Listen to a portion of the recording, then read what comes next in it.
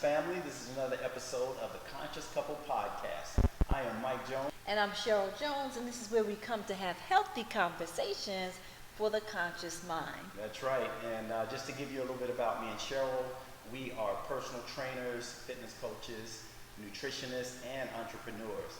We have the largest pole fitness studio in Arizona called Purple Palace Pole Studio. And we have a national fitness brand that's called Rhythm Rumble Workout, as well as an all-natural herbal nutrition brand called Body Natural Nutrients. If you want any information about any of our businesses, you can see the links in the description below. Absolutely. So again, I always like to talk about why we created this podcast, why we're here. We understand the importance of relationships, and we're here for it. Okay, relationships are everything, and the healthier our relationships, the healthier we show up in the world. For ourselves as well as for each other. So that's why we created this podcast. Some of the topics again are, are more inflammatory or emotionally charged than others, but they're all really necessary and important in my opinion. So today's topic we're talking about, and this happened really organically, is are black men being erased? Are black men being erased? So that is the discussion that's on the table today.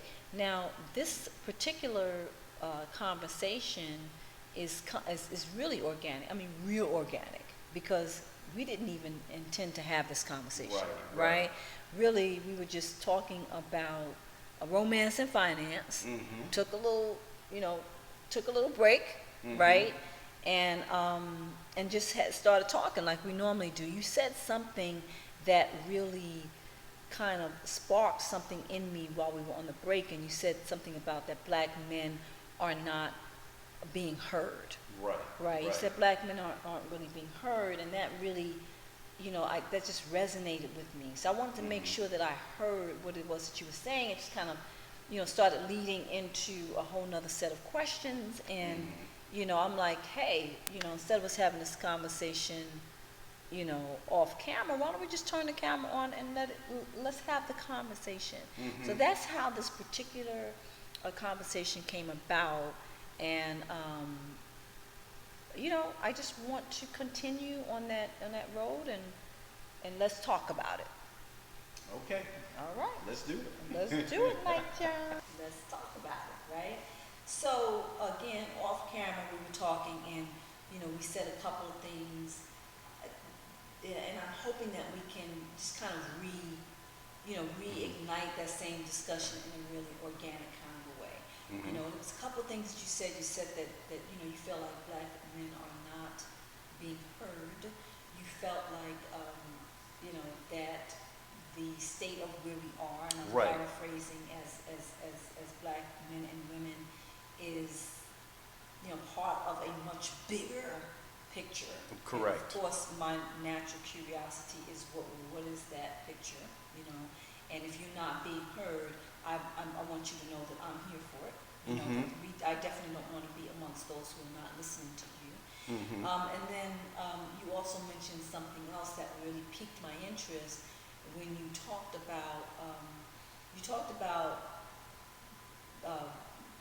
us as black women, and you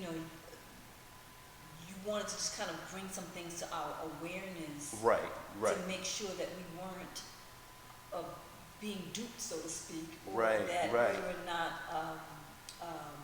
being pulled away without our knowledge to well, just being unknowing and unwilling participants in the planned destruction of the black male, because there is an intentional and targeted effort to for lack of a better way of saying it, destroy the black male.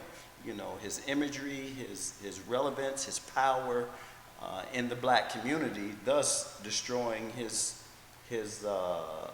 position or relevance overall in the country. And there's been a lot of things instituted to carry out this destruction,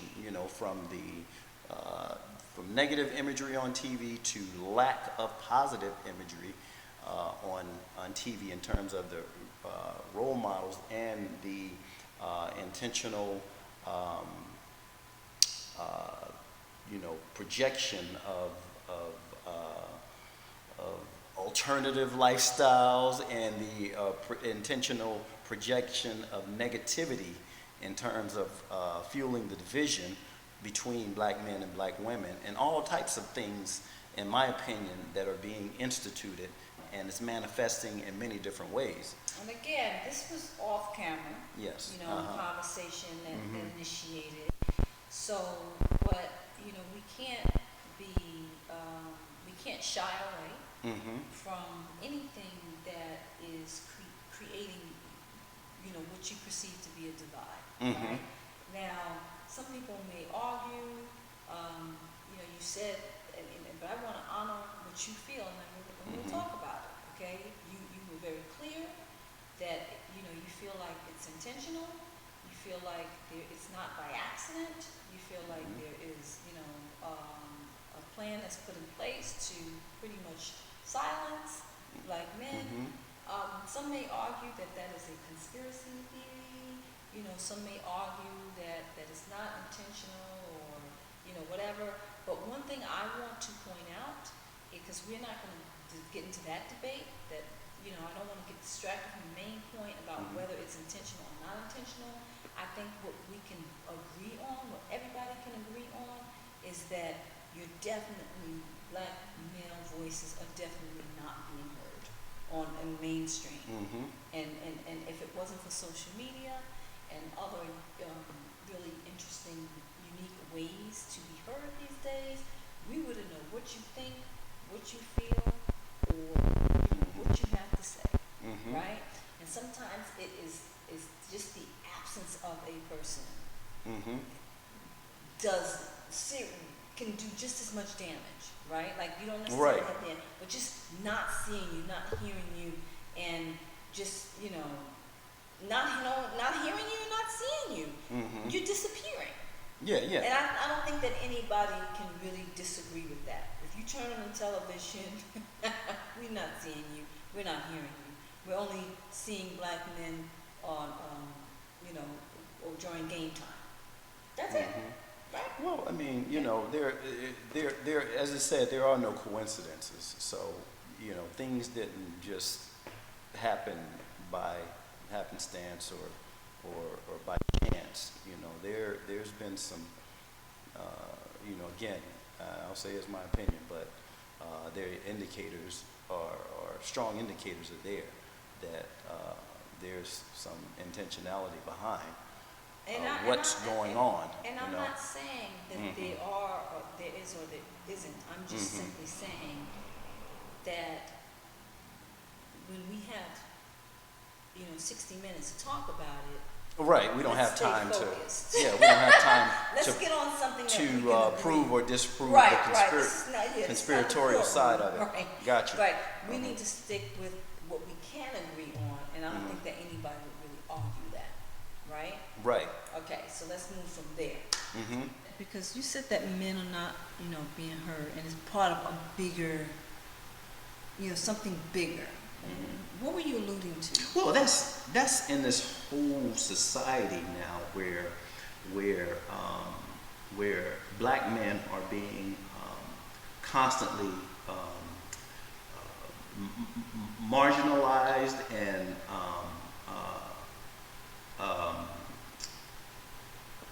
minimized in terms of, and it's been intentionally, the whole thing, what's going on now with what white society is doing in its destruction of black men and destruction of the black family is basically promoting black women in terms of so that black women are empowered, and that's part of the I don't need a man, I don't need you movement. So black women are kind of looking at black men as useless now because I don't need your earning power right now. So there's a whole thing going on. If you look at, if you pay attention to what's going on, whether it's commercials, whether it's politics, if you look at from the Obama administration to the Joe Biden administration, it's only black women getting promoted to judges, to vice president, to everything. You, in the last few years, you can't really think of a highlight where a black man has been promoted. It's been all about black women. And now, don't get me wrong, it's a good thing if it was organic. But it's not really organic. It's something going on. And even if you look at articles, it's always, when you see about black women, they always highlight, and I never see this done with any other woman. Single mother does this. Pay attention to this. Single mother does this. It's always in relation to a black woman. You never hear a white woman being called a single mother. You never hear a Hispanic woman being called a single mother in any article. This always being highlighted with black women, single mother. And, buttressed by, when you look at the commercials, it's now black women are always with white men now. So there's a whole destruction campaign going on that's undermining black men. And black women are not seeing it because they're the beneficiaries of a lot of what's going on. And when black men point it out, they say, oh, you just hating or you just jealous. And we're telling them, no, you don't see what's going on, sister. Okay, well, let me, you know what I'm saying? Let me chime in. Let me chime in. Basically, we're talking about you feel like there is a divisive climate prevalent. Oh yeah, a very divisive climate right now, and that there is in the movies an undermining.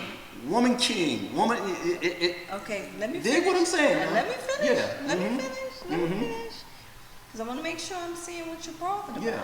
So you feel no, like... just look at what's bothering me. Listen to what I'm saying. No, babe. I can do both. I can listen to what's bothering you and see that something's bothering you. So, and it is bothering you. Well, it should bother us. It should bother everyone. Go ahead. And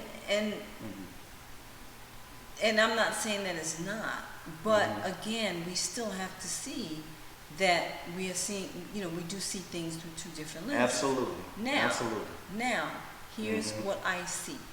So the question on the table is, are black men being undermined, right? Like, is there and it's terrible because, like, a lot of times, when you start saying stuff like, oh, you're a conspiracy theorist, oh, that's ridiculous, oh, they're being, you're hypersensitive, all of that, and I can understand that could be really frustrating. Sure. So I don't want to be that person that is saying that, okay? I want you to know that I'm on your side. Like, I'm a black woman, you're a black man, we're in we're in this together, okay? However, I do want you to still, at the same time, if you can, trust that I do feel and see what you see. However, I'm not always going to see it the exact same way. But that doesn't mean that we're not on the same side, right? So now, as far as this is concerned, I do definitely, I've said this to you, like, wow, this is deep. It's almost as if y'all are being completely X'd out, right? Like, sometimes just the absence of your absence speaks loud, right? Like you said, okay, you're looking on commercials and you just never see a black man anymore. I just don't see you. I don't see you anywhere. Like, I'm like, where are they? Like, if I always on said... the AIDS commercials, that's where we are. I always said, on the HIV commercials, it's true. I always said that if I was an alien, like coming from outer space, right, and I didn't know anything about anything, where would I see you, right? And I would never see you. Like, you don't see it. And we always say, like, okay. You would have to watch a football or basketball game. You have to watch a football game or basketball game to see everyday black men. Now, there are certain types of black men that you'll see promoted, but those are not the black men that we are seeing and dealing. That's not my uncle, that's not my husband, that's not my brother. Those are not I'm not seeing them. Okay, I'm seeing a very, kind of cookie cutter type of, watered down version of what I see as a man in my everyday interaction. Whenever you do. Whenever I do, right? And again, you're right, to see these other black men, like the black men that I'm accustomed to, that I interact with every day, I have to wait till football season or basketball season to see this, right? So I get that. I really do. I don't want you to think that, oh, we're just imagining. No. And I do believe that that is, whether it's someone sitting down and saying, oh, we have to do, whether it's that, or whether it's just, again, what you're looking at is you're looking at racism, is what you're looking at. Sure. Right? Sure. So, racism isn't always obvious. It isn't always in your face. It isn't always something that you can point to, but you can always see the results of it. Yeah, and that's what we're looking at. It's high tech. It is high tech. But and that's another conversation. Racism and our health. I would like to talk about that sometime. But right now, the issue is the fact that black men are definitely being overlooked. They're being undermined. They're being ignored. And I think that it's if it wasn't for social media right now, if it wasn't for social media, where and when will we hear black men's voice? Where? You wouldn't. Right. And thank goodness we have social media. Right. So I'm definitely on board with that. And basically, there's that whole feeling. And I'm gonna tell you something. Even though I'm a black woman, and me and you are in this together, we're in the trenches together, I have an idea what it feels like, but I still can't say that I know exactly how you feel, to really feel like, hey, I'm basically invisible right now. Like, y'all really what's going on? Y'all really trying to just X me out? Yeah, it's like a chess game that they've played over the past 20 years. And, there's been all types of strategies and mechanisms. When you really start looking at the whole chessboard, you can see it. But to the common individual, it looks like a noble thing that's going on, that's occurring. Well, I'm going to play devil's advocate because, there are going to, when you start talking about, oh, there's this plan, there's this 20-year plan that's been going, there are people that are going to be like, okay, really?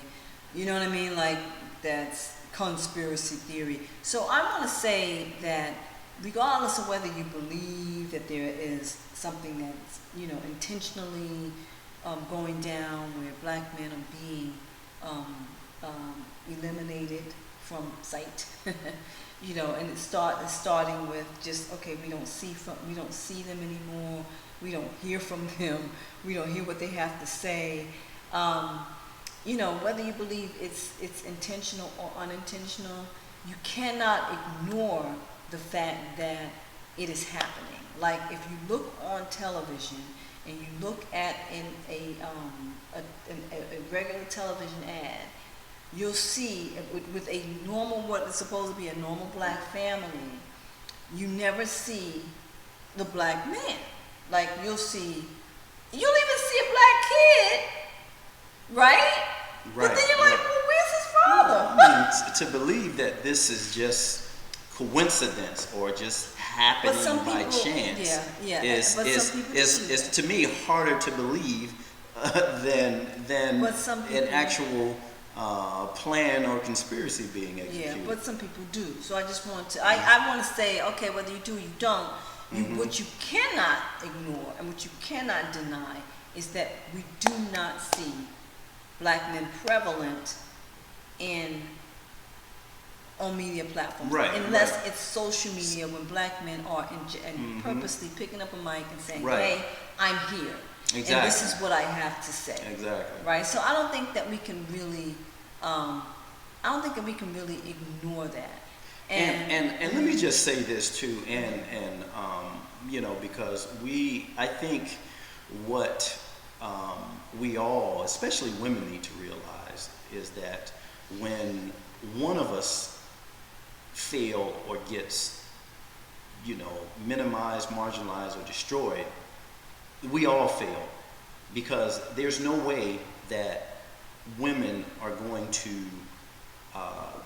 continue to progress and survive in this country if black men are totally rendered powerless. That's going to be a bad situation. So unpack that. Well, unpack that, because black men, whether women realize it or not, no matter what women want to complain or say black men's faults are, the reason black women are respected to an extent in this country and not just totally ran over, or even violent behavior at times, you know, is exacted upon them, is the black man. Black man is still the black woman's protection.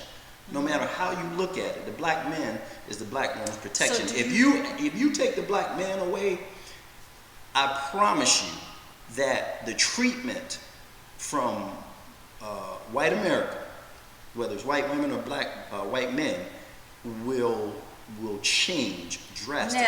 Now that's very interesting what you just said. Okay, and again, I'm here. I want to play devil's advocate. Okay, so basically, you know, you're saying what you just said, which is very clear. I really don't have to repeat it. You're saying that, you know, no matter what, black women, black men are still your protector. Yeah. Now, absolutely. There are some black women who will challenge you on that and say that they feel like black. Let me finish. I know what you're going to say. You're going to point out. That's okay. Allow me to say it. Okay. Okay. So I'm going to play devil's advocate. You basically are saying that black women, trust me, we're still in this together, and black men are still your protector. Absolutely. There are some women that will challenge that. And again, I'm just playing devil's advocate. And some women will say, well, actually, we feel like we haven't been protected enough. Like y'all have not been there to protect us. Black men are not standing up for us in the way that we need them to be there for us. And so what would you say to that? I would say overall, that's not an accurate assessment. I think that I'm not trying to marginalize certain women's feeling on that because of a certain situation that has happened. I'm talking collectively as we survive in this society. Black men are the protectors, because I can point out a whole bunch of situations that black men have protected black women and continue to do so. And throughout our history, black men have been the protectors of black women. You know, and today, you know, whether a specific circumstances, some of the when we talk about the younger generation, the attitudes have changed, and I've seen some ridiculous stuff where black women haven't been protected. But just from an overall societal standpoint and how this country operates, black men are still a barrier, a shield. And I promise you, it would be 100 times worse without black men there as a protector. You talk about, and a lot of women can't fathom what I'm saying, and you probably can't because you know, the situation of what I'm talking about seems so far-fetched. But however, you know, I'm just saying in the grand scheme, without black men in there, and I'm saying black men need black women too. Obviously, we need to as survive as a culture. We need each other. But I'm talking about one particular aspect. If black men are rendered powerless and like I said, minimized in this country, it's going to get rougher for black women. Now what we see, this growth, some of it is of course due to black women, being educated and earning opportunities. But a lot of it is too, black women are more, or let me say, black women are less of a threat when it comes to society in terms of what black men pose. And I'm talking about on every level when we talk about I'm talking about in jobs, politics, you name it. Black women are more accepted in that environment and in that culture than black men are. And this is coming from conscious, subconscious, or whatever you feel. So we deal with a different set of circumstances, especially right now. Right. So I guess I have to ask for, because again, there may be, you said that it seems so far-fetched. I don't think that, it doesn't seem far-fetched to me at all. To a lot of people, though, it may. Well, some people, it may, yeah. But I just want to, for those people, what would that look like? Like you said, because you just made a statement, like, trust me. Okay, so let's go there. Let's say that black men were deemed powerless. How and what way would you feel like black women would suffer the most in a situation like that? Like if black men, let's say black men were completely deemed powerless, like completely off the table. High jobless rate, no positions, very few positions of influence or power, economic power, et cetera, which would really lower. You're saying that would be the result if black. Well, I'm just saying if we were constantly rendered to that position where we kind of not only weren't able to function in our normal state of manhood, where it took away our drive and our desire to do the things that we would do in our normal state of manhood. So that, I think that would leave a situation where it's kind of black women are on their own, hypothetically. And I think in that situation, I think the real true nature of whites in their survival or their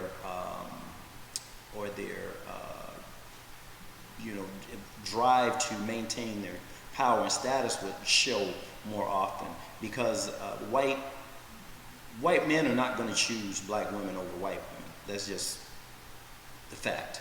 Okay. So I think you're going to start seeing, and of course, white women are going to protect their status and position too. So I think that just some of that, a lot more of that would. I want to ask that question. I want to ask that question in a different way. Mm-hmm. In what way do you feel that black men protect black women the most? Like how are black men protecting black women? I think in terms of what understand what I'm saying. Mm-hmm.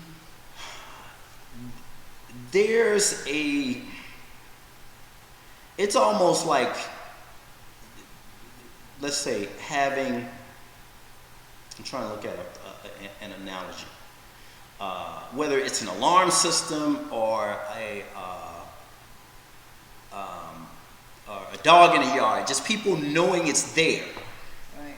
Yes. Very people good knowing it's there. Very good example. Will stop them from coming in your house. Very good example. You understand? They don't know what can happen if they step in that yard. I like that example.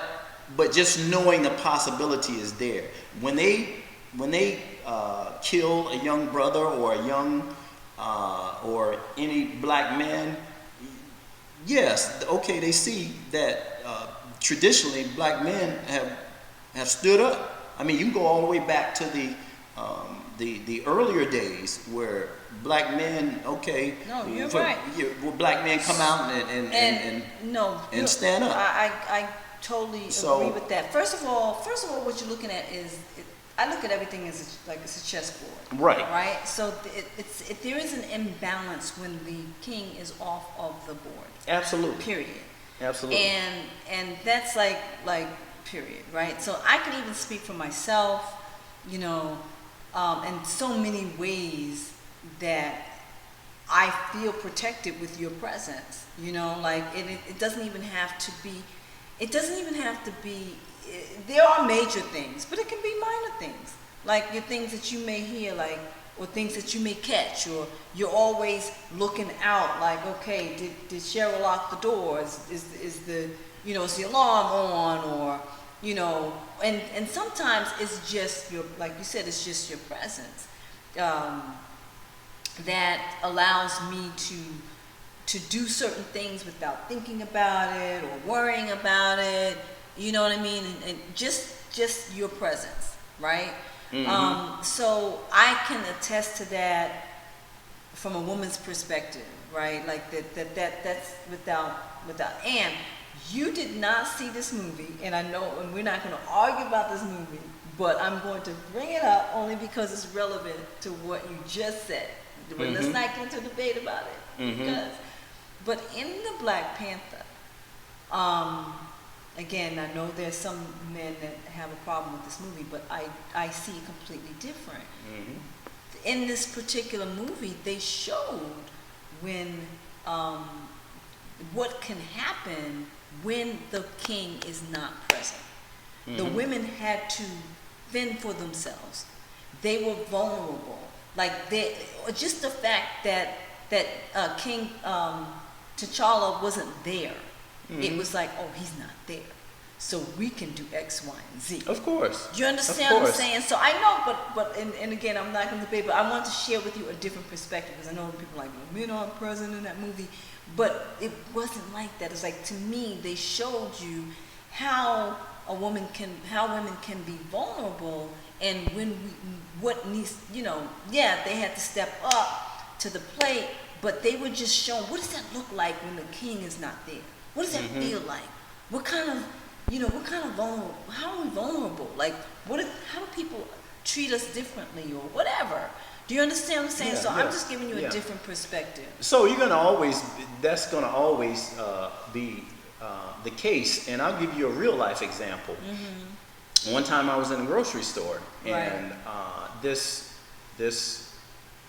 white guy was,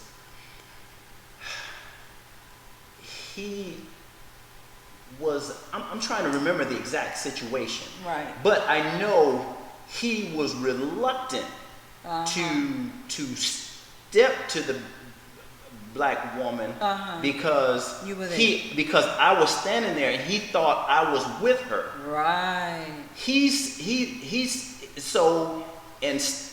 Because she said something to him, mm-hmm.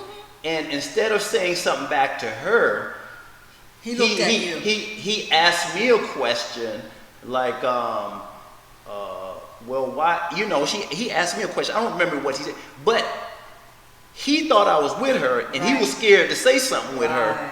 Right. You know, even though I wasn't with her. You know, so just that alone. Don't think when you're out, whether it's in the store or a subway, and black guys are around. Don't think that, you know, that understanding if I do something in a certain situation that's not concerned. that they won't do something. They don't know that, whether they will or not. Right. They don't know that. Right. But if those black men aren't there, then it's a whole different mentality. Right. No, I agree with that. And yeah, people got to understand this thing on a larger scale, or they should understand on a larger scale. And I'll just say this last thing in terms of the overall picture that I think women should really be conscious of too. Mm-hmm. When we were progressing and looking for rights throughout history, men were about standing up for the community. It was all of us, all for, you know, us, and all for one, all for one. I mean, men and women. Men and women. But I'm saying when men led the fight, men were about making change for all of us, for men and women. Now there's a lot of this gender thing in today's time where were black women about empowering black women, empowering black women. We got to be careful of that, especially right now because of the whole, as I said, marginalization and minimalization of black men that's going on, in my opinion, and agenda. So we got to really have more women now. Let's start kind of unifying this thing again, where we start saying, black people versus just black women. Because right now there's a lot of black women stuff, like black women this, black women that, black women that. And I get it when there was a time, but now, we're at a very divided time now. And I think, this whole gender thing, just focusing constantly on black women only, and not acknowledging or having anything where it's about black men and black families.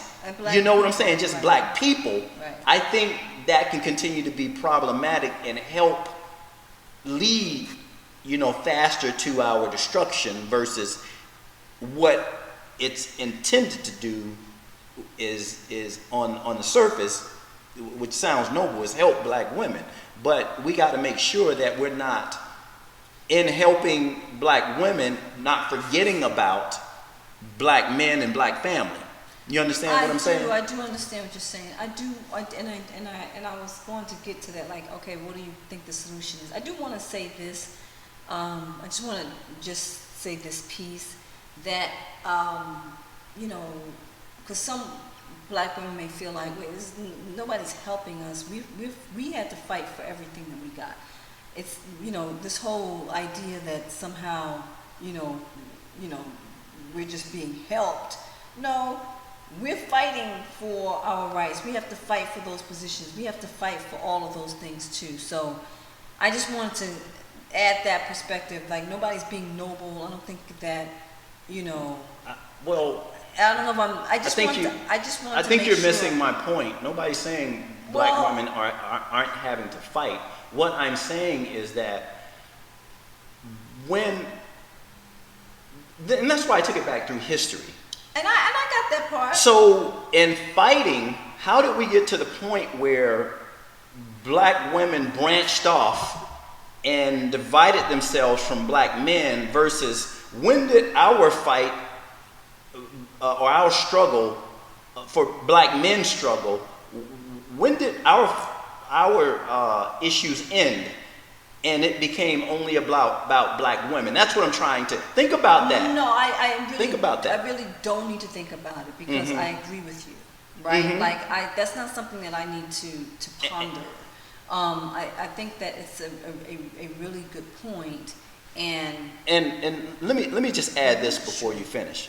And what I'm saying is not to say that black women haven't worked hard and haven't fought, but let's make it clear. In order for you to get in that door in the economy and where we are and who controls that door, they had to open that door more in this white economy. And it may sound like I'm again minimizing what black women have done. Well, white America had to open that door wider to let black women in. Otherwise, it would have remained the same. You don't agree with that? You think you're not understanding what I'm saying? So I'm saying, there was a time when black women had very little opportunity. Right. There was a time, and that was because of the racism. Right. That of what America, constituted. Yeah, racism. So in this time that we've progressed, it ain't just about what black women have done. It's about what white people have opened up in society too. Okay, so I'm going to challenge you on that. Okay. That I don't think that anybody does anything. Well, not anybody does anything. I don't think that when it comes to a racism, and when it comes to a racist mind and a mentality, there's nothing done willingly. I do agree with the fact that it's not just black women that have. Okay. Let me finish. Michael. It's not just black women that have led this fight for us to be able, for black women to be able to sit in the seats that they're sitting in right now, for black women to take the lead. It took both black men and black women together to create that possibility. That I acknowledge, I agree with you, and all of that, right? I am just saying, and again, maybe this is not what you meant, but I want to clarify in case it is misunderstood. I do not believe that there was some willing, noble act on behalf of white people to open those doors. I just want to make it clear, and I'm not saying it's just what you're saying, Michael, but sometimes it's not at all what I'm saying, that's Cheryl. Great, Michael. That's great that that's not what you're saying. However, I want to make sure when we are speaking that I'm going to bring certain things out in case, because you may know in your head that this is what you meant, but it doesn't necessarily come across that way. But you're hearing something totally different. You've mischaracterized it in so many ways. That's fine. That's fine. You can clarify that, Michael. I'm just sharing our perspective. I make no claims to white people doing anything out of nobility. Okay, well that's good. That doesn't mean what I'm saying hasn't happened, whether it's out of nobility or a plan designed to execute a certain purpose. Again, without them, you take these government jobs or politics or whatever, there's a certain door that has to be opened by the gatekeepers. Right, but in the corporate America, there's certain doors by these gatekeepers. Unless there's a business, now there's outlier situations where black people have carved their own way in business. But when you talk about Fortune 500, no, there's gatekeepers. This good old boy that run Fortune 500. Yeah, but babe, there's also people who have put the pressure on that to happen. They didn't just, so all I'm saying, Michael, saying, because I hear what you're saying, that black men and black women, we're in this together. Right. Let us not get that twisted. Okay. Right. We have always been in this together. And we have always fought side by side. Yes. Together when it comes to the issue of racism and oppression. Now, what you are saying is let us be really careful, because right now it appears as though there is more of a division or a divide where black women are speaking on behalf of black women, but there's no one just saying, oh, I'm just speaking for black men, but yet black women are like, oh, I'm just speaking for black women. Now, some could argue that there's a reason for that also. That's another time, another discussion, another day. But the point is that in order for us to collectively, get out of this position and to elevate, we have to stick together. Mm-hmm. And that your point is that you just want to make black women aware of this, right? Mm-hmm. That there is definitely what you are feeling is intentional to kind of push black men in the background. Intentional or not, I don't think that any of us can deny that y'all definitely in the shadows, right? And you're also saying that it's easy to be overlooked by black women because we are relishing in our progress, so to speak. Right. So it's really easy for us to forget or not see that there is something else at play here. But while we are celebrating, you guys are being, pushed out of the frame, so to speak. Whether it's, again, some might argue it's intentional, some unintentional, whatever, intentional or unintentional, whatever you want to believe, it's happening. That we can all agree on, right? Because we don't see y'all in that frame. Right. We don't see you in the frame. And all you're saying is, hey, we need to get back to unity. We need to get back to understanding that it is a fight for both of us. We need to not be fooled and allow anybody to divide us by promoting one or, right? And then, Well, without the other. what I'm saying is, I am saying some specific things where, whether black women choose to accept it or acknowledge it or not. Yeah. Our fight was racism, and it continues to be racism. And for us to branch off on some power struggle, which the black men never had, was just didn't make sense for us as a people. There were some internal issues we needed to have, and or internal discussions we needed to have, and that still takes place, and that's still many things we need to discuss internally. But the whole liberations fight per se was not a legitimate reason to branch off from black men and exclude black men from a universal struggle that we needed to continue to have. Okay, well, I'm going to say this. I'm going to say this in response to that. Sometimes you look at things in retrospect, and they say hindsight is 20/20 vision. Sure. Okay, just like the situation with segregation, right? At the time and in the moment when we were dealing with that, it did make sense to us. But in hindsight, some would say, oh, that was a bad idea. Segregation was not the best thing for us, okay? It could be a similar situation, where at the moment, at the time, for whatever reason, we weren't there, the whole women's movement and black women getting into the women's movement, maybe it made sense at that time. But so what we're saying now is, in retrospect, we're like, whoa, wait a minute. How did we get here? Okay, yeah, that made sense at the time, but now that we see this is where we are, like, wait, okay, now there's a whole separate movement for black women, a whole separate movement. How are we gonna, that just weakens our overall unified struggle. So maybe we're just at a point where we need to reassess, right? Maybe we're not going to criticize what was done at that time. Maybe it made sense at that time. No, it does need to be criticized, just like we can criticize the... excuse me.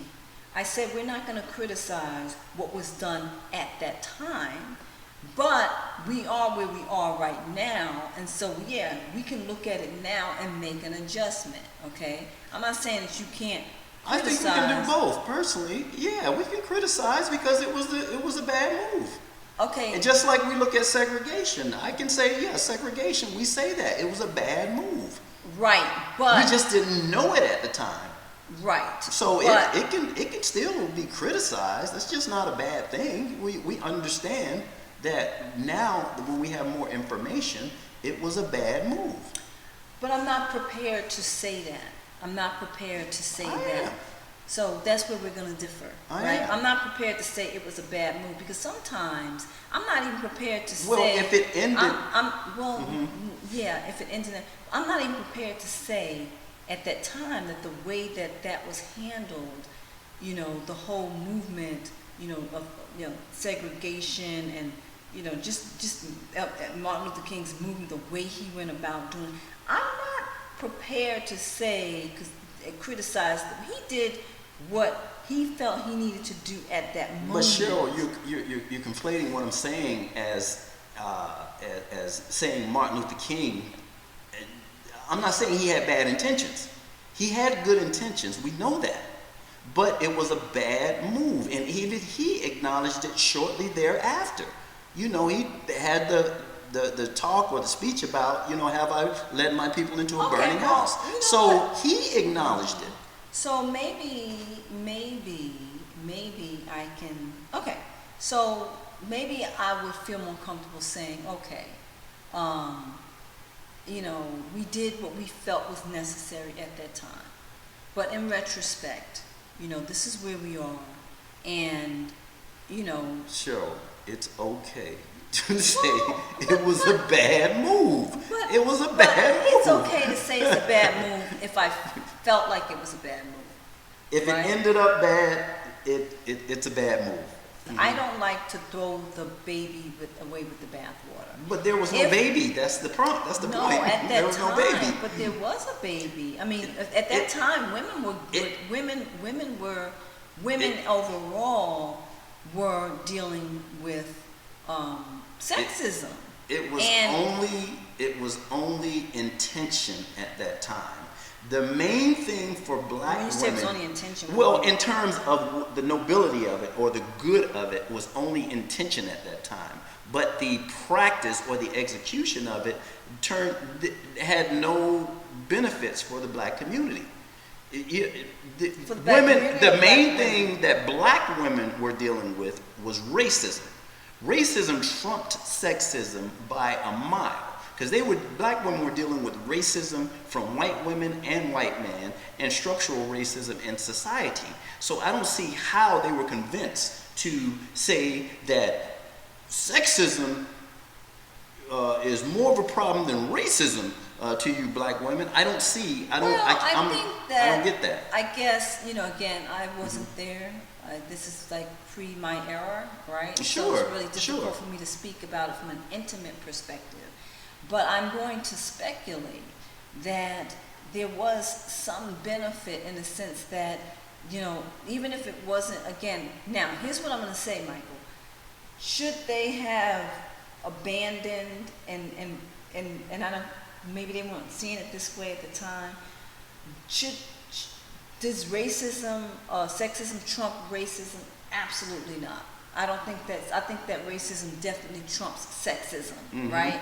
However, I think that maybe at the time, to get on the bandwagon of a movement that can open the door and get some kind of relief or justice for black women at that time can seem like a really good idea. And not only that, can have some benefits. Now, let me just finish. Should they have, some would argue like, okay, well, really, you're just going to abandon the whole mission and struggle here so that you can, whatever. I think that's basically what you're saying. Yeah, of course that's what I'm saying. That is what you're saying, right? Of course So, that's what I'm saying. do I agree with that? I guess you're right. I believe it amounted, in my opinion, I think it amounted to a feel-good experience for black women because black women white women wanted to team with them. I think there was some, vindication through the acceptance that white women were now embracing us. I think, especially at a time when we were feeling dehumanized, especially black women, powerless and dehumanized. So I think there was some type of emotional feeling of acceptance that really helped them join on that movement. And even now, that although I have seen, just to acknowledge, black women that have come around and come to that conclusion, like, wait a minute, this was some bullshit. You know what I'm saying? So, and I've seen that, and I've seen black women, and it's so good to see that. I'm like, man, I'm so glad that y'all can see that. I definitely agree with you. I think that those are like, again, not my era. But I definitely can see that makes sense, right? Like that they would be feeling that way, and the acceptance and whatever. I can definitely see that. Now, as far as sexism and racism, I think that sexism is an issue that we cannot ignore. But do I think that sexism trumps racism? Absolutely not. I think that I agree with you, and I think that that's probably the reason I'm coming back to that is because that's the nugget right there. Like sometimes, we're arguing about things. We're arguing about, okay, whether, sexism exists. Of course sexism exists. Of course sexism exists. Sure. And it's a horrible thing, right? But I think that where the waters can get muddy is when people are arguing for something. It's like, we're not saying that sexism is not an issue. We're saying that we have a bigger issue that trumps that issue, And so let's not get that twisted. And I think that that's where it gets confusing. You know what I mean? Because people get sensitive, like you're trying to say sexism doesn't exist or you're undermining sexism. No, we're not undermining sexism. And some people have the luxury, white women have the luxury to make sexism their number one fight. Because they're not fighting for anything else. Exactly. Black women, we're fighting for that, we're fighting for that, we're fighting for that. Yeah, you're fighting for a whole bunch of things. We don't have the luxury to make sexism our number one fight. And I think that that is basically what you're saying. That's exactly what I'm saying. Okay. In addition to the black women mistakenly were convinced to project the white women's, again, issue with their man onto black men, meaning this whole power struggle, power and oppression issue, where this was projected on black men, and black men was like, WTF, we ain't got no damn power. Like, what are you talking about? Right. And so we're here fighting a ghost. We're fighting a ghost like, we're oppressing you? Like how? Right. What do we control? We control no resources. We don't hire you. We don't have a police department. And then I see them point out certain issues where black men were beating or hitting. You're talking about one damn fool. That's not an oppressive issue. You just leave or call the police. That's not oppression. That's a damn idiot that needs to go to jail. But and when we talk about the overall aspect, that's definitely not none of that can be that is oppression. Not oppression. And I think that is really important for us exactly. to we got to identify what oppression is. Right. And there's a lot of that going on. Like, and I'm not undermining domestic abuse. No, that's not my point. And I know that's not your Yeah. point, Michael. I say certain things so that just in case, right? Right. So we're definitely not undermining domestic abuse. Okay, that's a horrible thing, and that was a very prevalent thing. It probably still is in a lot of people's world in our society. Probably even more so before, because black men, with the frustration, and that's another conversation for another day. But I just want to say that it's really important for us not to mix definitions. Right. Oppression and domestic abuse are two completely different things. It does not qualify as in order oppression. for someone to execute or to oppress, you do need to have it's institutionalized. System. It is systemized. Yes. It is a completely different animal. So Right. let's understand that we're talking about two different issues. Yeah. Right? So I just wanted to make that clear, Right. because there's a lot of Because now hypothetically, if there was some action that black men all had agreed to, and no matter what black man you went to, and he did that same thing or executed it, okay, you got a point. Right. But there's black men you can go to for help to help you against that. So I'm just saying that First of all, I think that's a good point. And so I just want to add, just to clarify, I'm going to add that to your first point. And so your second point is, that black men are getting then thrown into this whole generalization of men. Some power position like that what the y'all feel like, wait a minute, we're not the ones that's oppressing you. What are you talking about? We're fighting for our own. We're sitting here struggling and getting we're beat down by police, getting stopped and harassed and arrested. Right. So how excuse me, and then you're trying to tell us that we're oppressing? Right. So how are we It sounds crazy. thrown into that? Exactly. And so I think that that's really good, and I think that some things are just good to just bring to the surface. Like, okay, we have an aha moment. So let's wrap it up with a really good conclusion and a solution. And you may have said it, I may have said it, but let's just wrap it up with how we're very clear. You made it very clear what the issue is. Now, how do we begin to turn that around and make it right? We begin to turn that around by, again, what we said earlier is talking to each other. Okay. Listening to each other and acknowledging these issues versus brushing them off or throwing them back with the defensive comments, well, men are doing this or men have done this, because there's always a lot of that in these conversations. We start talking about, well, men did this in the past, now women, it's not about that. It's about what is good for us moving forward and bringing us back together.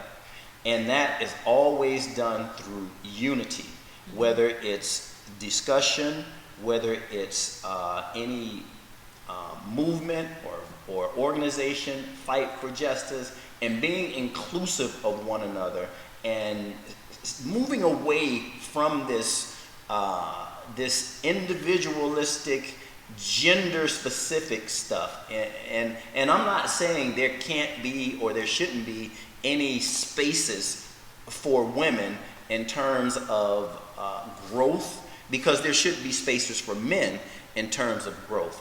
But ultimately, we need more spaces that unify us and group us together, as a unit, and begin to speak positivity in us moving as a unit, versus the women's power, man power, direction that we're going in today. Mm-hmm. So with that direction, we're never going to come together. Mm-hmm. It's just going to continue moving on a divided street, which will get wider and wider. Mm-hmm. So we have to begin to be more intentional about having family-oriented and community-oriented, where it's inclusive of all of us, versus the individual movements that we see now so often today. I agree. I think that's a really good point. I guess I'm just going to kind of tell you what I received from the conversation. Mm-hmm. One, you're right. We have to be better listeners, and we just have to be better listeners. We have to practice what we're preaching. We're talking about being better at learning how to communicate, mm-hmm. and not talking at one another. Mm-hmm. And so when we hear something or information that is foreign, or there is this tendency for us to get defensive, and you really have to say, hey, wait a minute, okay, I don't see it that way, but let me just step back for a second and try to receive what it is that this person is saying. So when you said, hey, we're not being heard, y'all aren't hearing us, that was a defining moment for me, because I was like, wow, what would that feel like if I felt like I'm screaming at the top of my lungs and nobody's hearing me? What would that feel like if everybody's just dismissing what I'm saying? What would that feel like if I was invisible? But yet I'm feeling these emotions and I'm seeing this and nobody's believing or seeing what I'm doing. What would that feel like? So when you said that, I heard you, and I really wanted to get to what is really at the crux of all of this, mm-hmm. and why do you feel that way, and how can we support you? Because a lot of times, again, we don't always. Sometimes but sometimes you don't know. Mm-hmm. Sometimes you just have to have somebody point something out, to you. So I think that that was really good to just practice that, and maybe it starts there, right, sisters? Maybe it starts with just, creating a space where men feel like they are being heard, even if it's not being done out in the world, right? We can do it in our own world. When we go home, we want to listen to your son, listen to your husband, create that safe space where they feel like you're not brushing them off or giving them talking points or whatever, or you're not getting defensive when they say something. Create a space where they really genuinely mm-hmm. feel like, I'm here for you, and I'm here to hear your point of view. Even though I don't understand it right now, I want to understand it.